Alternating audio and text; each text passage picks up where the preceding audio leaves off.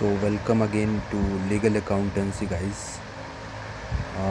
आज की वीडियो में हम देखेंगे इंटरनल एड। सब्जेक्ट है हमारा interpretation of institute. Internal aid को हम पढ़ेंगे। फर्स्ट ऑफ ऑल इंट्रोडक्शन देखते हैं। An aid means a device that help or assist. ये जो इंटरनल एड है वो हेल्प लिया जाता है इंटरप्रिटेशन के लिए। जब जुडिशरी इंटरप्रेट करती है तो कुछ इंटरनली वो रेफरेंस लेती है, तो उसको बोलते हैं हम इंटरनल एड। असिस्ट करता है, वो हेल्प और असिस्ट करता है। For the purpose of construction और interpretation the court has to take recourse to various internal and external aid. वही चीज़ बोली है कि इंटरप्रिटेशन करने के लिए कोर्ट जो है वो रेफरेंस लेता है इंटरनल और एक्सटर्नल एड से। इसका मैं एग्जांपल ऐसे देता हूँ कि कोर्ट जो है वो इंटरप्रेट कर रही है तो किसी एक्ट के बारे में, तो कोर्ट उस एक्ट से रिलेटेड जो इंटरनली उस एक्ट में लिखा हुआ है, प्रोविज़न्स हैं पहले से, उससे रेफरेंस लेके तब इंटरप्रिटेशन करेगी, तो उसको हम बोलेंगे इंटरनल एड। अब इसमें एक केस लॉ है, KP Varghese versus income tax officer Ernakulam. Pronunciation पे मत जाइएगा। इसमें supreme court has stated that interpretation of statute being an exercise in the ascertainment of meaning everything which is logically relevant should be admissible। इसमें interpretation of institutes के ही बारे में बताया है कि वो एसर्टेन करता है किसी चीज़, किसी लॉ ऑर्डिनेंस या किसी भी इंस्टीट्यूट की मीनिंग को एसर्टेन करता है, मीनिंग बताता है, एलेबोरेट करता है उसको। अब आते हैं इंटरनल एड, थोड़ा डेप्थ में पढ़ते हैं कि ये है क्या। Internal aid means those aid which are available in institute itself. मैंने बताया ना कि एक्ट के अंदर ही जो प्रोविज़न्स लिखे हैं, उस इंस्टीट्यूट के अंदर ही जो लिखे हुए हैं उन्हीं को बोला जाता है। साथ के साथ आप नोट्स भी बना सकते हैं, क्योंकि नोट्स प्रोवाइडेड हैं, ये लिखा हुआ है, स्क्रीनशॉट लेके नोट्स बना सकते हैं। अदरवाइज़ यू कैन परचेज़, हमसे भी आप परचेज़ कर सकते हैं paid notes in a very minimum amount. हम पीडीएफ प्रोवाइड कर देंगे, आप प्रिंट आउट निकाल के उसको पढ़ सकते हैं इजीली, क्योंकि ये सब्जेक्ट थोड़ा सा टिपिकल है, लॉ की लैंग्वेज में है, तो मुझे पर्सनली काफ़ी ज़्यादा हार्ड लगा, बट हो जाएगा। नेक्स्ट पॉइंट है, each and every part of an enactment help in interpretation. Internal aid का जो कोई भी पार्ट होता है वो हेल्प करता है इंटरप्रिटेशन के लिए। The internal aid to interpretation में बी एज फॉलो। आगे पढ़ते हैं कि कितने टाइप्स के होते हैं इंटरनल एड। फर्स्ट हो गया हमारा टाइटल। फर्स्ट टाइप है हमारा title.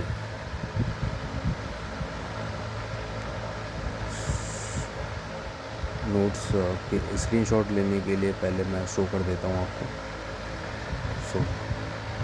Long title of institute is an internal part of institute and is admissible as an aid to its construction. जो लॉन्ग टाइटल होता है इंस्टीट्यूट का, वो इंटरनल पार्ट होता है इंस्टीट्यूट का, और वो एडमिसिबल रोल प्ले करता है इंटरनल एड के लिए, कंस्ट्रक्शन के लिए। टाइटल मीन्स अभी पढ़ेंगे हम टाइटल होते क्या हैं, एग्जांपल देखेंगे जब समझ आएगा अच्छे से आपको। Institute is headed by long title and it gives the description about the object of the act. ये डिस्क्रिप्शन बताता है ऑब्जेक्ट क्या है एक्ट का। It being with the word an act to. Example देखते हैं हम कैसे। The long title of the CRPC 1973 is an act to consolidate and amended the law relating to criminal procedure. ये जो लिखा हुआ है कि दी CRPC 1973 ये टाइटल है, और टाइटल मीन्स वो होता है जैसे कोई भी टाइटल है, वो टाइटल उसका नेम होगा या उस एक्ट का ऑब्जेक्ट होगा कि वो एक्ट किस ऑब्जेक्ट पे वर्क करेगा, उसको हम टाइटल बोलते हैं. So in recent time, long title has been used by court to interpret certain provision of the statute. समझ गए होंगे आप इसका मतलब. रिसेंट टाइम में काफ़ी ज़्यादा यूज़ में है, कोर्ट काफ़ी रेफरेंस ले रहा है इसका प्रोविज़न को इंटरप्रेट करने के लिए.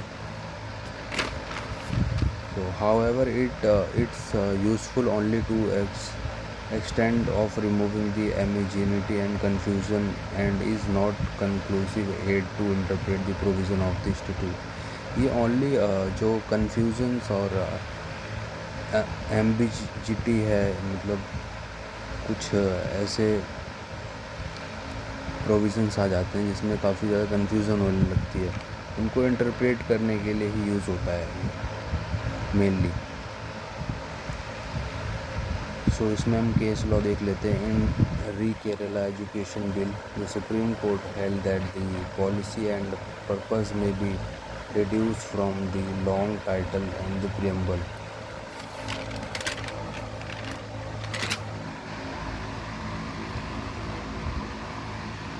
So आगे हम अब देख रहे हैं इंटरप्रिटेशन की. एक बार रिवीजन कर लेते हैं इंटरप्रिटेशन क्या होता है. So it is a primary function of court. The court tries to find out the intention of the legislature in language of statute itself. Interpretation के थ्रू हम कोर्ट्स जो होते हैं वो लेजिस्लेचर की इंटेंशन पता करते हैं कि वो किस इंटेंशन से ये एक्ट बनाया गया और उसका पर्पस डिफाइन करते हैं, इंटरप्रेट करते हैं. So interpretation derive from Latin word.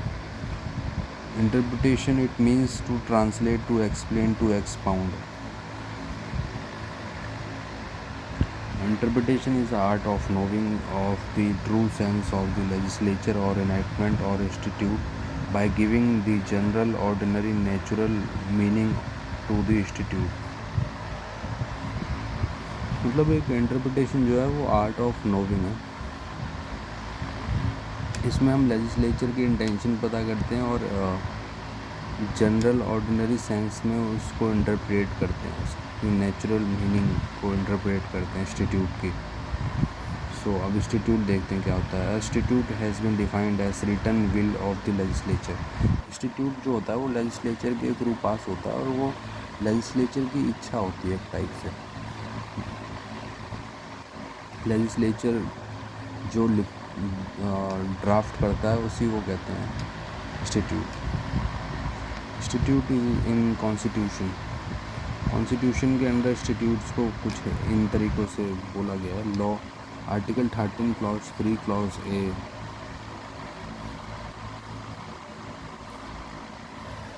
और लॉ इंक्लूड्स ये चीज़ें हमारी स्टैट्यूट बोली जा सकती हैं.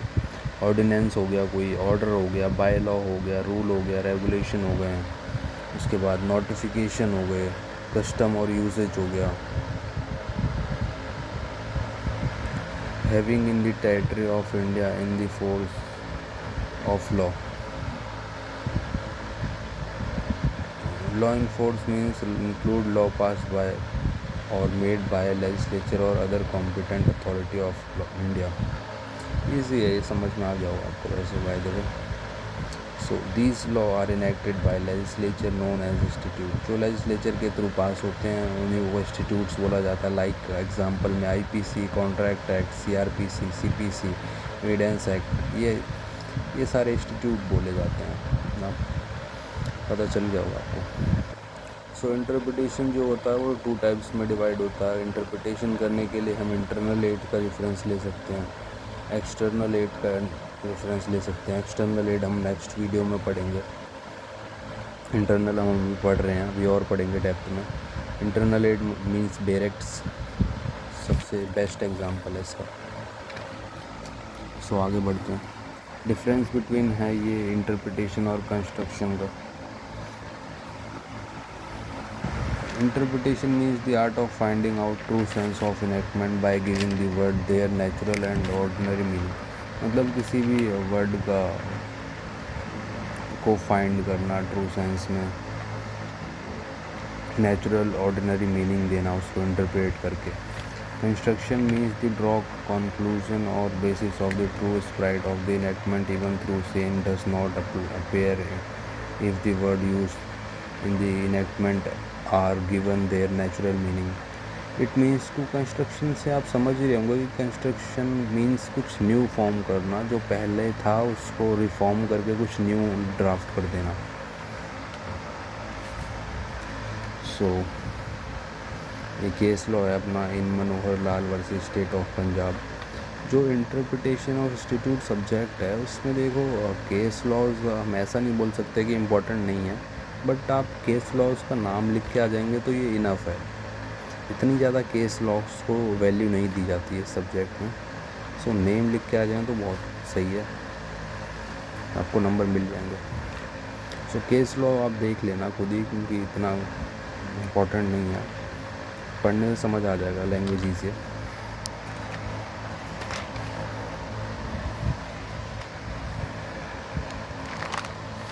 तो सेकंड हमने पीछे पढ़ा था टाइटल, अब हम पढ़ेंगे शॉर्ट टाइटल इंटरनल एड में। तो short title of the act is only its name and it is given solely for the purpose of facility of reference. It is merely a name given for identification. Short title means उसका नाम होता है, name होता है किसी act का, जैसे IPC हो गया 1860, वो शॉर्ट टाइटल है of the act and generally and with the year of passing of the act. वही बताया मैंने जो सही है। Such as the Indian contract act 1872, the IPC 1860 etc। So next है हमारा प्रियम्बल। प्रियम्बल भी इंटरनल एड में ही आता है, उसको भी हम internal, sorry for that, just wait a second। So preamble, the main object and purpose of act are found is the preamble of the institute। preamble आप फर्स्ट ईयर से पढ़ते आ रहे हैं। preamble का मीन्स होता है कि एक कोर, एक ऑब्जेक्ट, पूरे एक्ट का ऑब्जेक्ट लिखा हुआ होता है preamble में। preamble is the act in a nutshell, in nutshell की तरह माना जाता है इसको। it contains the reason for enactment of the act। वही ये रीज़न बताता है enactment क्यों हुआ है, वो एक्ट क्यों पास किया गया। the preamble is an intrinsic aid in the interpretation of an ambiguous act। मतलब ये काफ़ी ज़्यादा इम्पोर्टेंट है इंटरनल एड में। केस लॉ है इसमें, Kashi Prasad versus state. The court held that it can be treated as a key for the interpretation of statute. मतलब court कह रहा है कि काफ़ी ज़्यादा इम्पोर्टेंट है, एक टाइप का की है for interpretation of institute. Next हम है देखते हैं heading and title of chapter. ये एक इंटरनल एड का काफ़ी मेन पॉइंट है। Heading are two kinds, on prefix to section and other prefix to a group of set of section। headings means and title means that example में देख सकते हैं आप। एग्जाम्पल कुछ है डायरेक्ट्स में ऐसे लिखा होता है ना, चैप्टर नंबर इतना ऑफ आईपीसी, फिर हेडिंग लिखी होती है उसमें कि ये हेडिंग है, फिर ऑफेंस होता है, इस ऑफेंस के अंडर में ये सेक्शन डील होता है, तो ये हेडिंग होती है। हेडिंग एंड टाइटल बोला जाता है इसको। सो आगे बढ़ते हैं।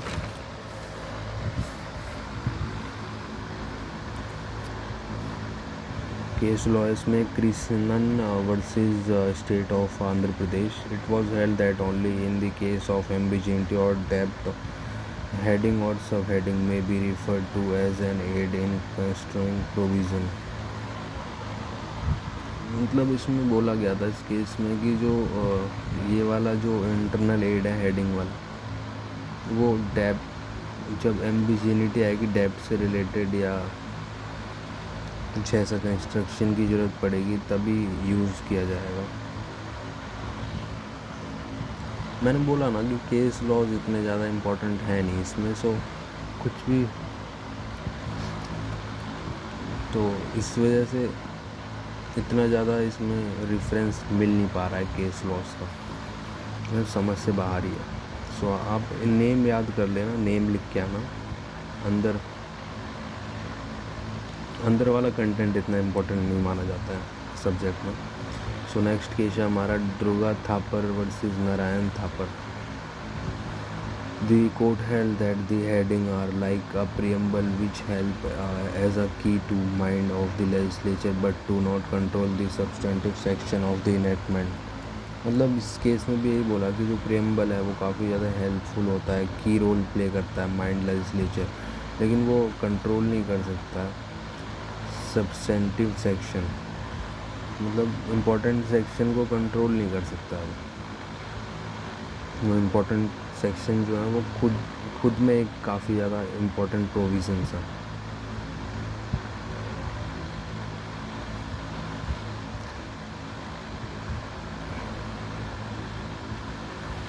और वो डिफ़ाइन करता है only basic, not whole part.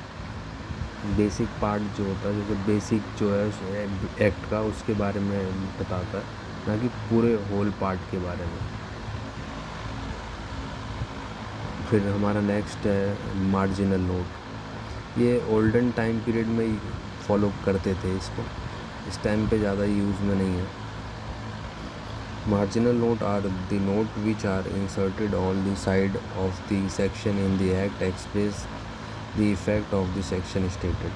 If the word used in the statute are clear and unambiguous, the marginal note can not control the meaning, but in case ambiguity or doubt, marginal note may be referred to.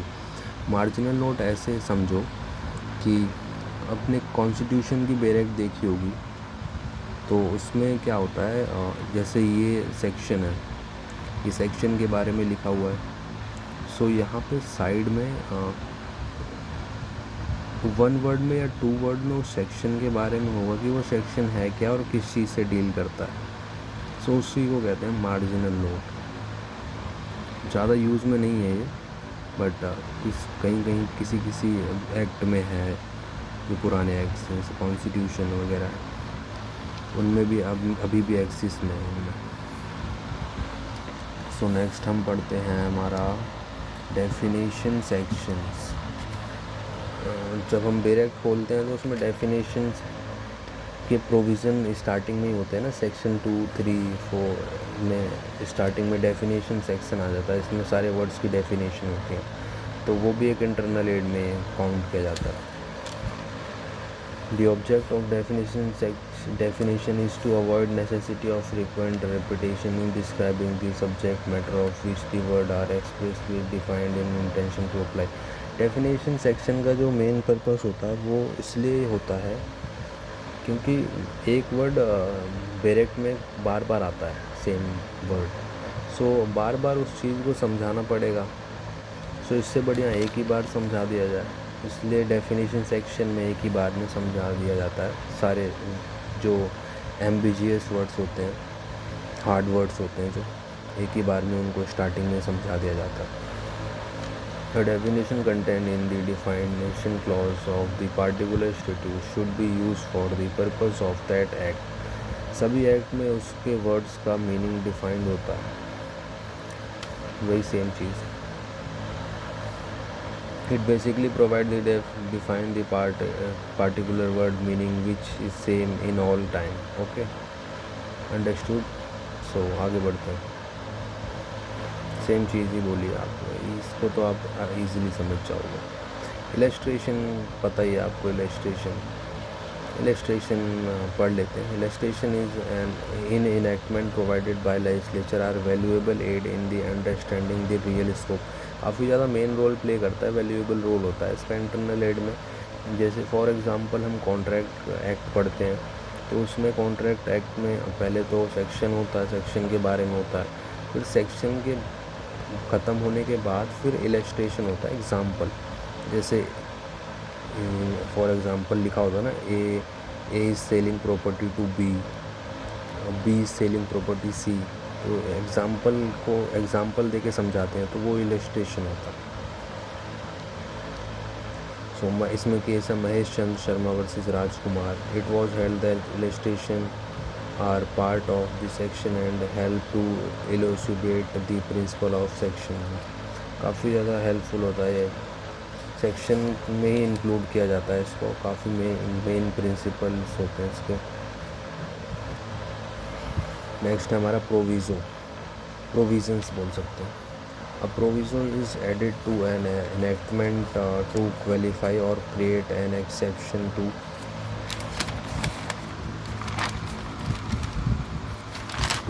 what is in enacted ordinary. A provision is not interpreted as a stating a general rule. Proviso वही कि जो provisions होते हैं, छोटे section वगैरह दिए होते हैं, उन्हीं को प्रोविज़न बोलते हैं, प्रोविज़ो बोलते हैं। फिर नेक्स्ट है हमारा एक्सप्लेनेशन वही इलस्ट्रेशन बोल सकते हैं। एक सेक्शन है, उसके सेक्शन ख़त्म होने के बाद फिर हम उस सेक्शन के बारे में एग्जांपल देते हैं, एक्सप्लेन करते हैं नीचे बैरेक्स में, उसी का एक्सप्लेनेशन बोला गया है। Explanation is added to section to elaborate upon the explain the meaning of the word appearing in the section. Alright, so नीचे आते हैं punctuation is a minor element in the construction of statute. Punctuation means हम ऐसे कह सकते हैं minor element है for interpretation of institute internal aid में। Punctuation in the sense that कुछ मिस्टेक्स हो जाती हैं वर्ड्स में या कुछ इस टाइप्स की, सो उसको केयरफुली कंस्ट्रक्ट करना बैरेक्स में, और उनको लॉ की लैंग्वेज में और थोड़ा सा डिफाइन करना, मॉडिफाइड करना। Only when a institute is carefully punctuated and there is no doubt about its meaning can weighted be given to punctuation. It cannot however be regarded as controlling element for. So ये punctuation जो है ना, ये मत लिखना आप, important ही नहीं है ये काफ़ी टाइम पहले यूज़ होता था, अब तो एक्सिस में नहीं है, सो पढ़ने की भी ज़रूरत नहीं है। सो ये आपका था all about internal aid. So video काफ़ी लॉन्ग बन गई है, सो वीडियो ख़त्म करते हैं। नेक्स्ट वीडियो में मिलते हैं, हम एक्सटर्नल एड्स पढ़ेंगे उसमें। Thank you so much guys for connecting us, stay tuned.